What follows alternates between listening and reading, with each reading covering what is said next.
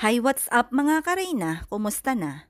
Samot-saring mga espekulasyon sa ngayon ang mga naririnig natin sa social media. Naway hindi ito makaapekto sa ating layunin na mapabahayan ang ating dalaga. Mga kareyna, bago natin umpisahan ang usaping ito, gusto ko munang magpasalamat sa lahat ng mga iba't ibang sponsors, lahat ng mga individuals, mga senior citizens, mga secret viewers, at mga iba't ibang grupo na talaga namang patuloy na nagmamahal at patuloy na sumusuporta sa ating dalaga na walang iba kundi si Reyna. Sa mga nagtatanong kung ano na nga ba ang nangyayari o kung saan na nga ba tayo para sa pabahay kay Reyna, sana ay mai-message nyo lang ang ating page na Reyna's Best Team Ever at ang ating Rowena OFW Vlogs na FB accounts kung mayroon man kayong mga katanungan.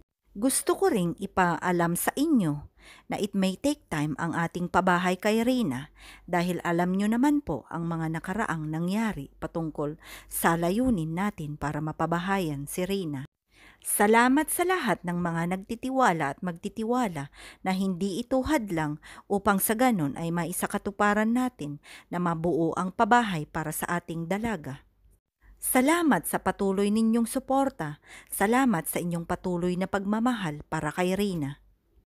Hindi man ganon kadali ang ating layunin sa ngayon. Alam ko sa tamang panahon ay mangyayari din ito, bagamat maraming mga pagsubok na dumadating para makamit natin ang pangarap natin na pabahay para sa ating dalaga. Ngunit umaasa pa rin ang mga sponsors at mga supporters na maisakatuparan na habang tayo ay nagkakaisa ay talaga namang magawa ang pabahay para sa ating dalaga. Ang inyong mga suporta at mga tulong ay napakalaking bagay upang sa ganun ay maisakatuparan at mapagawa natin ang pabahay para kay Reyna sa tamang panahon.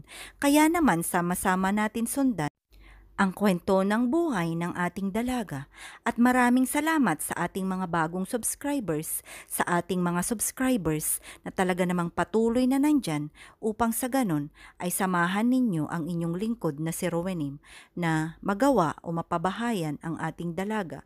Maraming salamat sa inyong pagtitiwala, maraming salamat sa lahat-lahat.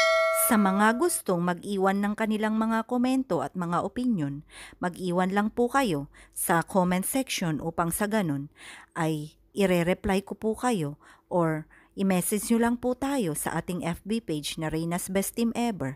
Maraming salamat at sana patuloy na magkaisa tayo para sa ating dalaga. God bless us.